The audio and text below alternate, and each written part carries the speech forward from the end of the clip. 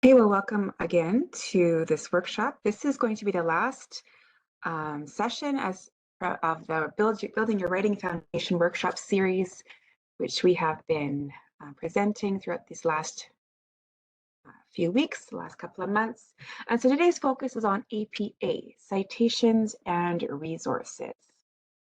My name is Sharon Odasso, and I am a tutor and workshop facilitator with the college in the Academic Success Center. If you'd like to contact me after this workshop, you're welcome to do so at my email there on the screen. Before we begin, I would like to acknowledge that RRC Polytech campuses are located on the lands of Anishinaabe, Ininajuak, Anishinaabe, Dakota, and Dene, and the national homeland of the Red River Métis. So today, as mentioned, the focus is on APA. We're going to begin by discussing what do we mean by citing sources and why is this important? And then we're going to look into some detail at what needs to be included in a reference list entry and what needs to be included in in-text citations. After that, I'm also going to highlight a specific online resource where you can find more information which may be beneficial as you work with different sources in your assignments. So first of all, what do we mean by citing sources, especially in APA style? Well, probably you're here today because you've been told you need to use APA style, and maybe you've done it already, or you're going to be doing it in an upcoming assignment. So when you're writing an APA style, we need to include a citation for every piece of information or idea that's taken from an outside source. So if you're doing research for an assignment and you've been told to do it in APA style, you are going to need to include a citation for each source that you're using. This is important. Citation in general, actually, whether AP or other, citation in general is important. We cite sources for a few reasons. One, when we cite a source, we give credibility to what we're saying. We're showing this is not just my own opinion. I am basing what I'm including in my assignment on researched information, probably on people who are professionals or experts in the field. It also helps us give credit to other people's work. And this is very important when we're using their actual words. So when we use a direct quotation, we take something word for word and put in quotation marks. We need to say who has given us those words. They are not our own words. This is also important when we paraphrase or summarize someone else's ideas. So we're using their ideas, even though it's not their own words. We put it in our own words, but we still need to tell our audience who has given us these original ideas. So when we cite sources, it enables us to give credit to other people's work appropriately, and thus it will help us avoid plagiarism, because plagiarism is, in part, when we represent someone else's words or ideas as our own, even if they're not. So citations, citing sources is very important to help us not only give credibility to what we're saying, but also give appropriate credit to whom has given us specific words and or ideas. When we talk about citing in the APA style, there are two parts to it. One, we have a reference list, and two, we have in-text citations. And so today I'm going to just describe what we mean by both of those and give you some further details for each of those. So first of all, the reference list. A reference list in AP style is going to be a separate page at the end of your paper, at the end of your assignment. As you can see in the image on the screen, it will have the word references noted as the title, which will be centered and in bold font. And then under that will come a list of all of the sources that have been used in an assignment. The entries are going to be in alphabetical order and will usually begin with the author's last name. Generally speaking, we're going to use every source that you use in your assignment in your reference list. There are a few exceptions. For example, when you do an oral interview with someone, that wouldn't be referenced the same way. But in most cases, you are going to include every source that you use in your assignment. Also, on the flip side, we're only going to use sources that we've used in our assignment. Sometimes when we're doing research, we read more broadly or we decide not to include information from a specific source. In that case, we would not include that source in our reference list. So we will only include sources that we have used in our assignment. From a formatting perspective, we need to use double spaced. So we don't want to have text that is squished too closely together. And we also want to use what's called a hanging indent. So if you can see on the second reference list entry there, American Psychological Association 2020, the information there takes up two lines. The first line is at the left-hand margin, and the second line is indented and inward. So we want to do this with all of our reference list entries if they go onto 2 or 3 lines. There are some easier ways than others to do hanging indentations. If you Google hanging indentation in MS Word, that will give you should be able to find some information on how to format that easily, as opposed to simply using the spacebar or the tab key. So that's a little bit about a general overview of what a reference list is. Now I want to talk about what kind of information we should include in a reference list entry. I think it's helpful to keep 4 question words in mind: who, when, what, and where. And I have them listed on the screen here. So the first question we want to answer is who. Who is responsible for this work? So this would probably be the author or the authors who have written this. Sometimes no authors are noted. And in that case, the answer to who would be the name of the organization that has produced or is in charge of this information. On the rare occasion that we don't have an organization name, you may need to use the name of the web page instead. But in most cases, you should either have an author or an organization as the name. So that's the first question we need to answer. Who is responsible for this work? After that, we want to answer the question when. When was this work published? This would be the date of publication. It may be just a year. It may be a year plus a month. It may be a year plus a month plus a specific date. Work with that, whatever information you have for your source, but you would need to include the date of publication after the who. Sometimes no date is provided, and in that case, we would use the letters D dot, meaning no date. So even though you might not be able to find a date of publication, you still must answer this question of when was this work published.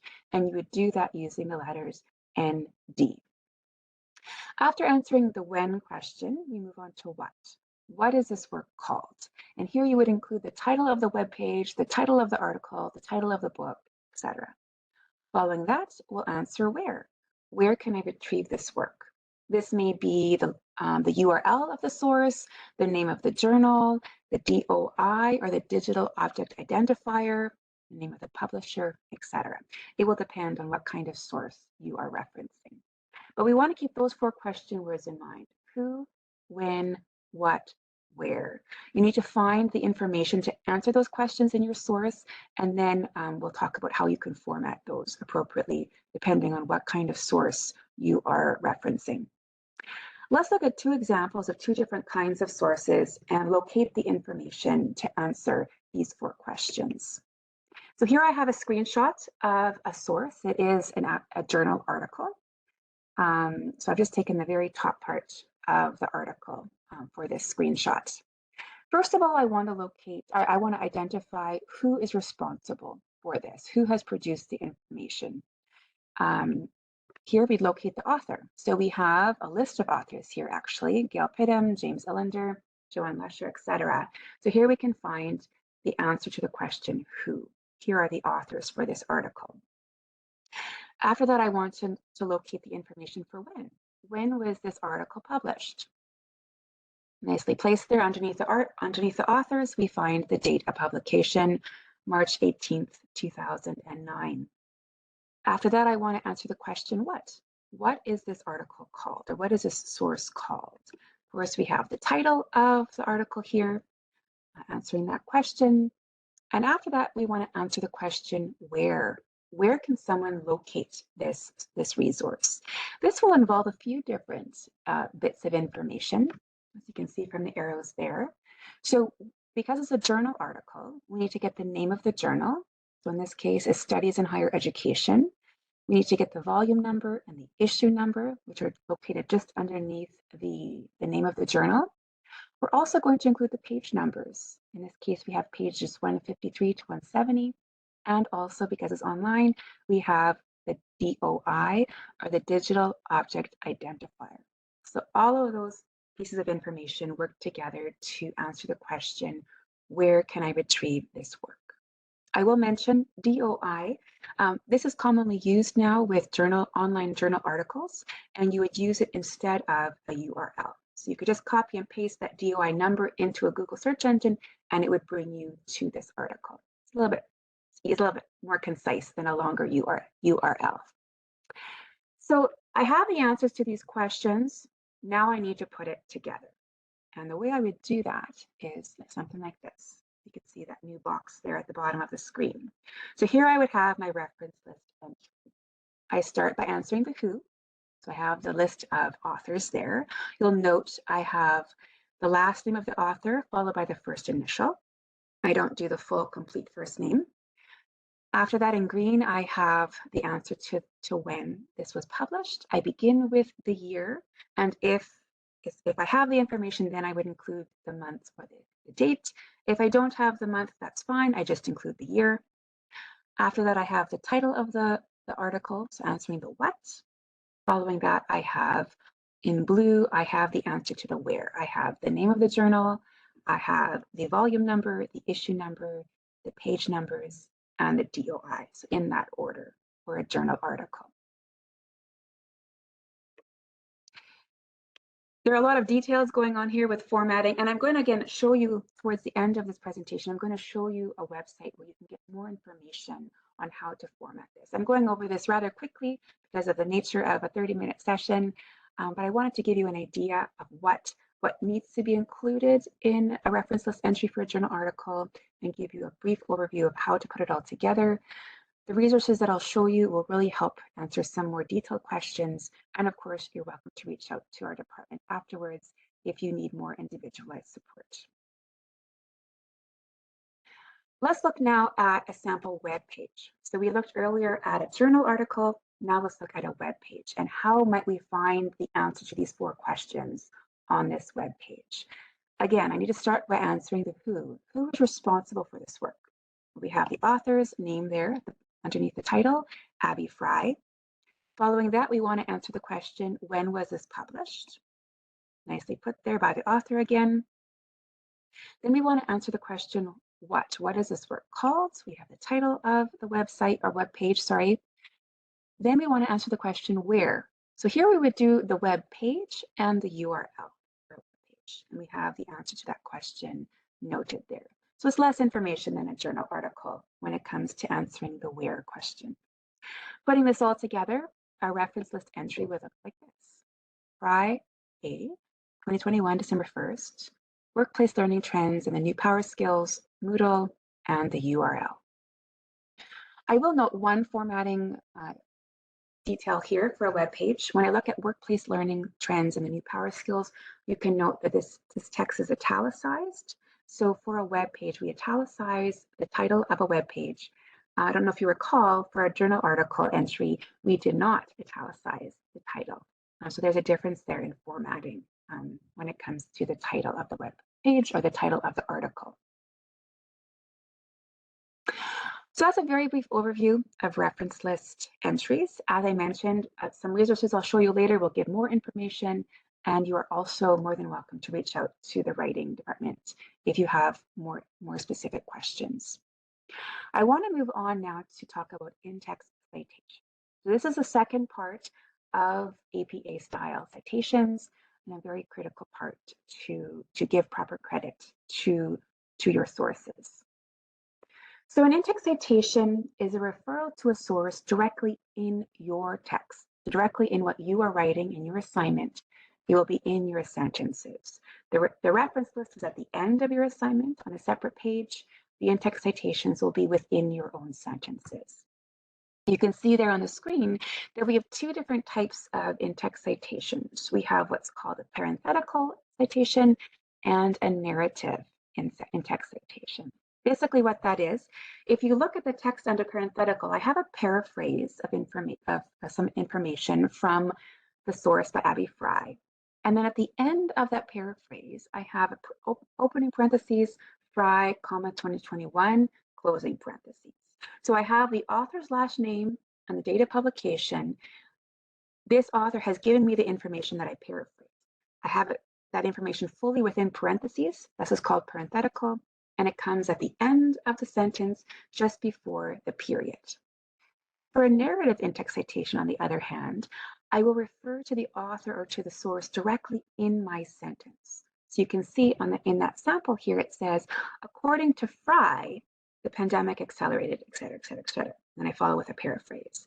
But I note the author directly in my sentence as a writer. I still must include the date of publication, the year of publication, and that comes in parentheses after the author's name. But the author's name or the organizational name is included directly within my sentences that I'm writing. So there's a difference, and you can mix it up a little bit when you're writing. You can use a variety of different kinds of in-text citations, both parenthetical and narrative. It can actually make your writing flow more smoothly if you do use a variety of styles here.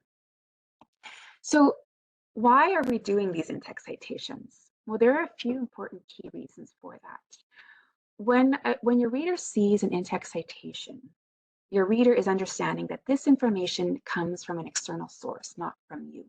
So you as a writer are telling your reader, this information in this sentence is not my own words or not my own ideas. Of course, if it's not your own words, you would have to do a quotation marks as well, because you're taking something word for word.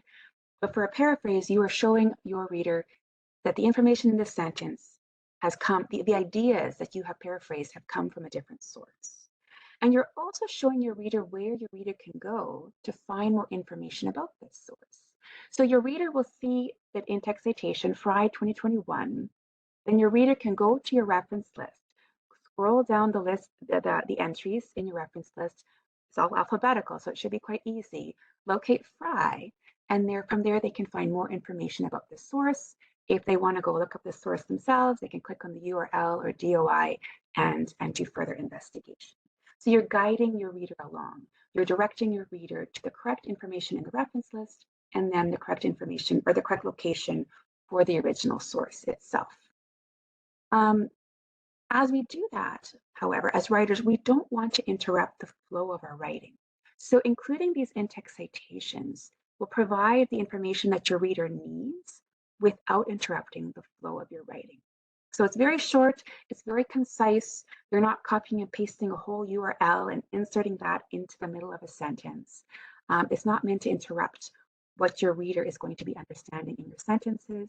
However, you are giving credit to the appropriate author, and you are also giving your reader access to more information on what the source is and where they can find it. So the information that needs to be included in an in-text citation are, as I've already mentioned, the author's last name and the year of publication. Going back to those 4 questions that we talked about for the reference list earlier, we had the who, the when, the what, and the where. So for your in-text citation, you're only going to focus on the who and the when, but you're going to make it even more concise. You're only going to include the last name and the year, not the month and the date. So we'll take that information and insert that into our in-text citation. You may need to cite a direct quotation, and in that case, we will add in a little bit more information. If you are taking a direct quotation from a source that has page numbers, you would need to note what page it's from. If there are no page numbers, as you probably will find with most web pages, you will actually have to count down the paragraph numbers. So if you have a quotation from paragraph number 10 on that web page, you will have to count and include the paragraph number. Again, your reader needs to be able to go and locate this direct quotation in the original source. So in the sample on the screen there, you can see I've added in a paragraph number. That direct quotation was taken from the first paragraph of the article.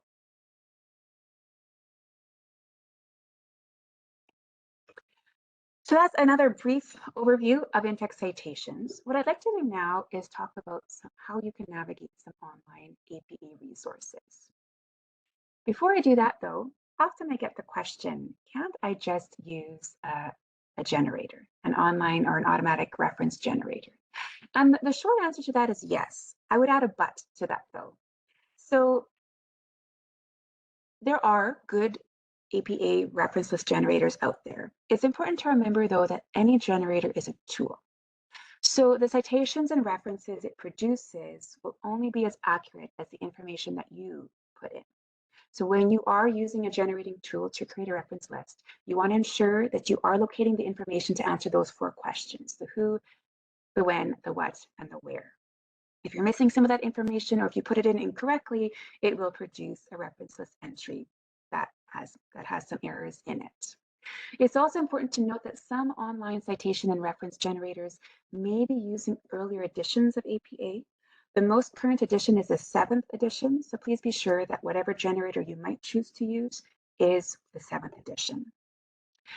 In the end, it's important to remember that when you are submitting an assignment, you are in charge and you are responsible to double check your work and ensure that the content and formatting are all correct. So I'd always encourage students, even if you do choose to use a generator, review and revise and double check your work to make sure that it's been done correctly. So just as hopefully you go over your writing before submitting it, you double check sentence structure, you double check that it makes sense. I would also recommend that you double check your reference list entries and your in-text citations, making sure that you have the correct information and that it's formatted correctly. So to help you do that, or if you prefer to write your own from the get-go, as I do, I'm going to now show you another source so that you can get a better understanding of what should be included, and especially what you can do when you have a source that might not um, follow the simplified examples that I showed you earlier. So a great online resource is the APA Style blog. And you can access this website by simply going to apastyle.apa.org. Once you go there, you can click on the style and grammar guidelines as shown by the red arrow here. And what I like about this site is it gives you guidance on how to reference or cite different types of sources, but it also provides explanations for what you need to do if you find a special case. So maybe some information is missing. What can you do in those cases? So it has a lot of great information, examples, and explanations on this site. So going to the style and grammar guidelines, you would get this pull-down menu, and you could click on the in-text citations and or the references, depending on your needs. I'm going to focus on the references for now and show you a few screenshots from this site. So if I click on references, I would come to this page where you can see a few a number of broad categories listed here. So basic principles of reference list entries, reference examples, etc. A really helpful page that I find on the site is that of reference examples. If you click on reference examples, it will show you a list of different types of sources that you might need to reference. So it has, as you can see, I know the font's a little bit small, but it has different types of sources under the category of periodicals or book and reference work, edited book chapters, etc. Often when I work with students, I find that they are using journal articles as a source. So that would be a very helpful page to go to if you want more information on how to cite or how to reference a journal article. Other categories that are listed under reference examples further down the page are audiovisual media and online media.